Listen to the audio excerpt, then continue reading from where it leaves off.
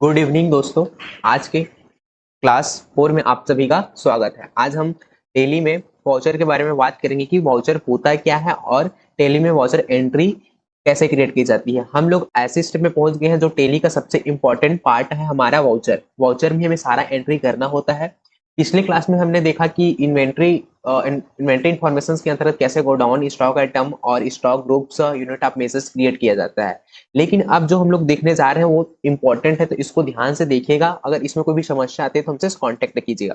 तो चलिए शुरुआत करते हैं हम लोग वो वाउचर के बारे में। लेकिन इससे पहले हम लोग को वाउचर के बारे में थोड़ा बहुत थ्योरी समझना जरूरी होता है, क्योंकि अगर वाउचर के बारे में थोड़ा बहुत थ्योरी नहीं समझे रहेंगे तब तक हम टेली में कोई भी वाउचर एंट्री नहीं कर सकते।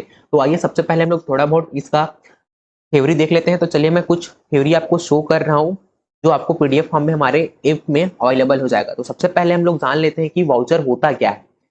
जैसा कि हम लोग जानते हैं कि अकाउंटिंग अकाउंटिंग मतलब खाता हो जाएगा। अकाउंटिंग साइकिल जो होता है, अकाउंटिंग साइकिल की शुरुआत अगर देखा जाए तो अकाउंटिंग साइकिल की शुरुआत, ठीक है, देखो अकाउंटिंग साइकिल की शुरुआत बिजनेस ट्रांजेक्शन्स में होती है। बिजनेस में जितने ट्रांजेक्शन्स होते हैं मैनुअल अकाउंटिंग सबसे पहले उन्हें जनरल रिकॉर्ड में किया जाता है। टैली में इन कार्य को बहुत सरल बनाने के लिए जनरल के स्थान पर में ट्रांजेक्शन्स रिकॉर्ड करने के लिए अलग अलग वाउचर दिए जाते हैं। इनका सबसे बड़ा लाभ यह है कि इनके नाम से यह अनुमान लगाया जा सकता है कौन सा ट्रांजेक्शन किस वाउचर में रिकॉर्ड होगा। मतलब आपको क्वेश्चन देखते ही समझ में आ जाना चाहिए कि यह कौन से वाउचर में इसकी एंट्री होगी। परंतु ये कब कर सकते हैं, जब आप इसमें एक्सपर्ट हो जाएंगे। तो आइए सबसे पहले कौन कौन से वाउचर होते हैं वो चीज हम देख लेते हैं।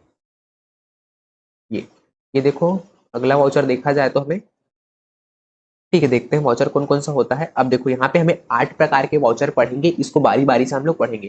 देखो सबसे पहले हम लोग क्या पढ़ेंगे, सबसे पहले कौन सा वाउचर है हमारा वो देख लेते हैं।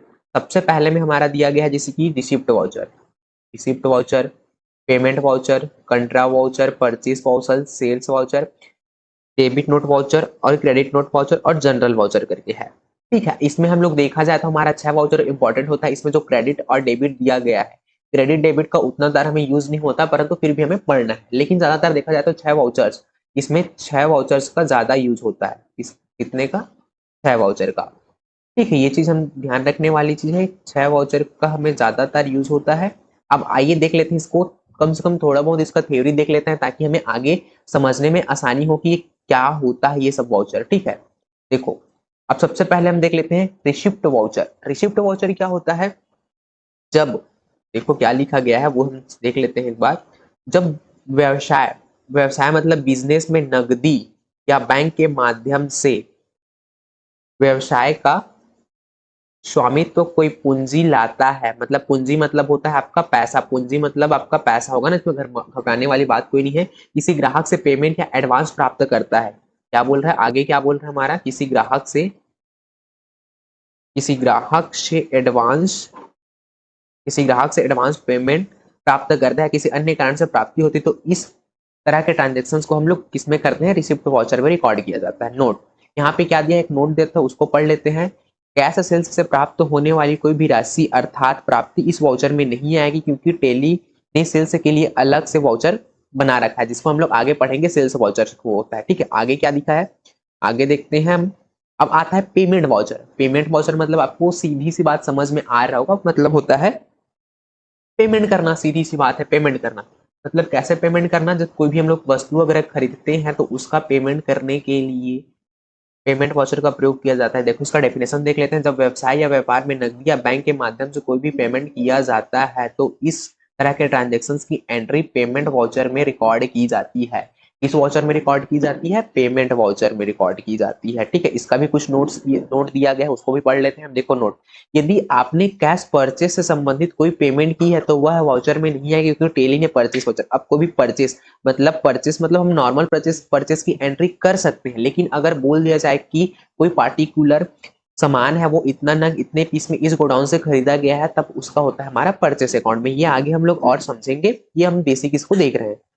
ठीक है, फिर अगला मिलता है हमें कंट्रा वाउचर। कंट्रा वाउचर मतलब क्या होता है ये देख लेते हैं। कंट्रा वाउचर मतलब बोला जाए तो आपका किसी भी बैंक में कैश जमा करना, कैश निकालना और बैंक से बैंक में कैश ट्रांसफर करना, ये चीज हमें कंट्रा वाउचर में होता है, देखो कंट्रा वाउचर एक बार पढ़ लेते हैं क्या है। इस वाउचर का प्रयोग कैश अमाउंट से पेटी कैश या कैश अकाउंट से बैंक अकाउंट या बैंक अकाउंट से कैश अकाउंट या एक अकाउंट से दूसरे अकाउंट में फंड ट्रांसफर करने के लिए किया जाता है। ये देखो इसमें डेफिनेशन थोड़ा लेंथी है, लेकिन अगर इसको आसान शब्दों में समझा जाए तो इसका 3 कार्य होता है। पहला कार्य होता है आपको कैश जमा करना, मतलब कैश डिपॉजिट करना, सीधा शब्द में बोला जाए। और दूसरा चीज इसमें हम लोग करते हैं, दूसरा चीज क्या है,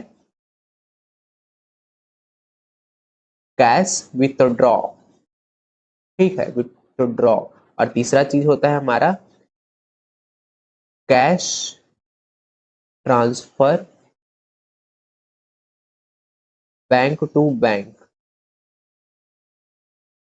ये बेसिक तीन चीज होता है इसमें, लेकिन इसमें थोड़ा लेंथी दे दिया गया तो मैं इसमें आसान शब्दों में आपको समझा दिया। जब इसको प्रैक्टिकली थ्रू करेंगे तो और ज्यादा समझ में आएगा। देखो अगला वाउचर देखते हैं। अब देखो ये परचेस वाउचर, पिछली बात हुआ परचेस के बारे में, तो यहाँ पे देखो परचेस वाउचर आ गया। परचेस वाउचर क्या बोलता है कि जब विक्रय, विक्रय मतलब परचेस मतलब खरीदना, परचेस मतलब क्या होता है, परचेस वाउचर मतलब आपको सीधा पहले परचेस मतलब क्या होता है वो चीज समझना पड़ेगा। तो परचेस मतलब खरीदना कोई भी चीज। जब विक्रय के लिए माल या मैन्युफैक्चरिंग के लिए कच्चे माल के रूप में कैश या क्रेडिट के रूप में कोई माल खरीदा जाता है तो इस ट्रांजेक्शन्स को परचेस वाउचर में रिकॉर्ड किया जाता है। मतलब कोई कंपनी है वह सामान खरीदेगी, कंपनी मैन्युफैक्चरिंग के लिए या किसी भी चीज के लिए सामान खरीदेगी तब उसका रिकॉर्ड परचेस वाउचर के अंतर्गत रखा जाता है। ठीक है, ये चीज हो गया। फिर अगला मिलता है हमें सेल्स वाउचर। सेल्स वाउचर क्या होता है, अब देखो कोई भी कंपनी है वो सामान बेचेगी तो उसका एंट्री हमें सेल्स वाउचर के अंतर्गत करना होता है। देखो एक बार डेफिनेशन देख लेते हैं सेल्स वाउचर का। जब व्यापार में खरीदे गए माल का विक्रय या मैन्युफैक्चरिंग की स्थिति में तैयार माल का विक्रय किसी कस्टमर को कैश या क्रेडिट पर किया जाता है तो उस ट्रांजेक्शन को सेल्स वाउचर में रिकॉर्ड करते हैं। मतलब हम सीधा समझे तो एक कंपनी है, वो चीज कोई भी सामान बेच रहा है तो उसका हमें कुछ भी रिसिप्ट बनाना है तो उसके लिए सेल्स वाउचर का प्रयोग करते हैं। ठीक है, ये चीज है। फिर अगला मिलता है हमें क्या चीज, वो देख लेते हैं, डेबिट नोट और क्रेडिट नोट।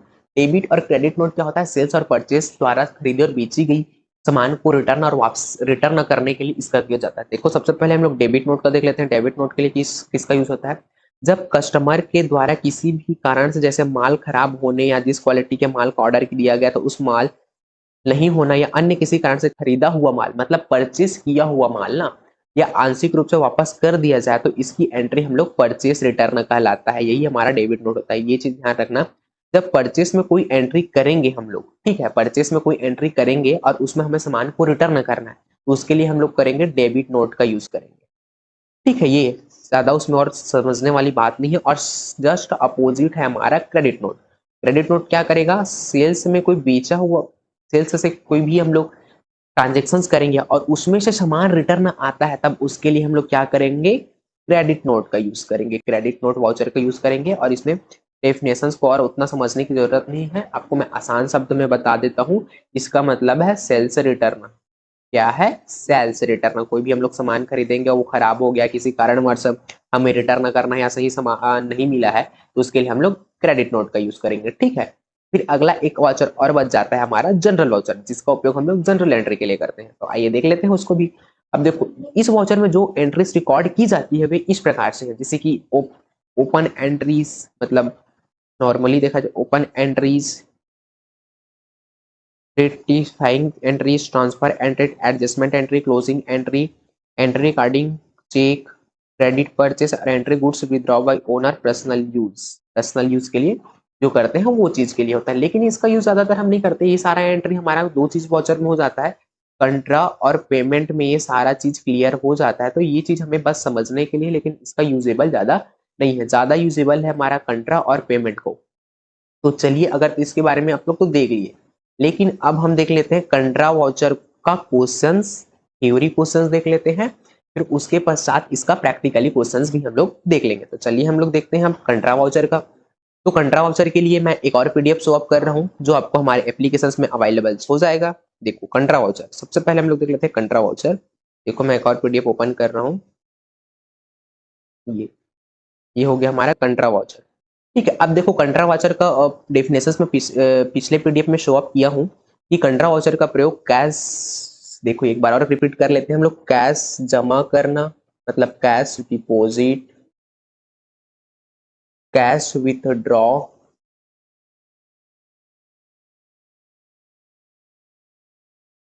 और बैंक टू बैंक ट्रांसफर, एक बैंक से दूसरे बैंक, मतलब बैंक टू बैंक मैं लिख देता हूँ। ये तीनों मेन एंट्री के लिए हम कंट्रा वाउचर का प्रयोग करते हैं। ठीक है, देखो ये कंट्रा वाउचर का प्रयोग करते हैं। तो देखो इसका क्वेश्चंस नीचे मैं शो अप कर रहा हूँ, उसको मैं बारी बारी से आपको समझाते जाऊंगा। सबसे पहले देखो क्वेश्चंस दिया गया है हमारा, सबसे पहला क्वेश्चन यहाँ पे 2 अप्रैल को हमने 20,000 रुपए स्टेट बैंक ऑफ इंडिया में नगद जमा करके खाता खोला। अब हमें यहाँ पे दो चीज को समझना जरूरी होगा, यहाँ पे क्रेडिट और डेबिट करके। क्रेडिट मतलब होता है कोई भी चीज कुछ देने वाला रहता है वो पार्टी का नाम यहाँ पे रहता है देना, और डेबिट मतलब होता है लेना, कोई भी जो भी पार्टी ले रहा है उसका नाम हमें डेबिट के अंतर्गत रखना है। तो सबसे पहले हम लोग इस ट्रांजेक्शन को समझते हैं, उसके बाद आगे बढ़ेंगे। देखो ये ट्रांजेक्शन कैसा है। अब देखो क्या बोल रहा है कि स्टेट बैंक ऑफ इंडिया में जमा किया, स्टेट बैंक ऑफ इंडिया में जमा किया। ठीक है, तो इसमें एक अकाउंट बनेगा हमारा state bank of India, state bank of India करके, और ये किसके अंतर्गत आएगा, हमारा डेबिट के अंतर्गत, क्योंकि ये पैसा प्राप्त कर रहा है। ठीक है, एक अकाउंट बनेगा हमारा नगद जमा किया, मतलब नगद मतलब कैश अकाउंट आएगा। कैश ये हमारा किसके अंतर्गत आएगा, क्रेडिट के अंतर्गत, क्योंकि ये पैसा दे रहा है मतलब उसमें जमा कर रहा है। तो यही चीज हमें समझना होता है एंट्री में। तो ये चीज आपको जब तक समझ में नहीं आएंगे तब तक हम एंट्री को सही रूप से नहीं कर सकते हैं। ठीक है, अब देखो यहीं पे एक एक करके इसको समझाया गया है। इस ट्रांजेक्शन में रुपये बैंक जमा करके खाता खोला गया, इसलिए ट्रांजेक्शन कंट्रा वाउचर में होगा। कंट्रा वाउचर में ट्रांजेक्शन में प्रभावित होने वाले दो खाते हैं, एक वही बताया मैं, एक हमारा कैश है और एक स्टेट बैंक ऑफ इंडिया है। ठीक है, अब देखो इसमें क्या कहा गया है कि कैश खाता रियल अकाउंट है, state bank of India personal account है। अब गोल्डन रूल्स ऑफ अकाउंटिंग के आधार पर देखें तो कैश अकाउंट क्रेडिट होगा। देखो बताया मैं अभी कि कैश अकाउंट क्रेडिट के अंतर्गत आएगा और स्टेट बैंक ऑफ इंडिया खाता डेबिट होगा, क्योंकि उसको पैसा प्राप्त हो रहा है। ठीक है, अब देखो ये अब इसको एंट्री कैसे करते हैं वो चीज मैं अगला बताऊंगा। अब एक दो क्वेश्चंस और देख लेते हैं ताकि आपको समझ में आए। एंट्री को हम लोग प्रैक्टिकली थ्रू देखेंगे। ये एक आध क्वेश्चन, ये उदाहरण 2 आ गया हमारे पास। उदाहरण 2 है, उदाहरण 2 क्या बोलता है कि 31 मई को हमने स्टेट बैंक ऑफ इंडिया से चेक के द्वारा 500 रुपए नकद कैश निकाले। मतलब क्या हो रहा है, यहाँ पे कैश विथड्रॉ हो रहा है। तो यहाँ पे दो खाते यहाँ पे बनेंगे, स्टेट बैंक का आई का मतलब SBI में शॉर्ट फॉर्म में लिख लेता हूँ, और एक चीज बनेगा हमारा कैश का। अब हम क्या प्राप्त कर रहे हैं, यहाँ पे कैश निकाल रहे हैं, तो कैश हमारा डेबिट के अंतर्गत आएगा और SBI हमारा क्रेडिट के अंतर्गत आएगा। ठीक है, अब इसकी एंट्री करेंगे तो और हमें समझ में आएगा। ठीक, ये चीज हमें समझना है। ठीक है, ये फिर अगला देखो इसमें और थ्योरी आपको देखने को मिलेगा। तो ये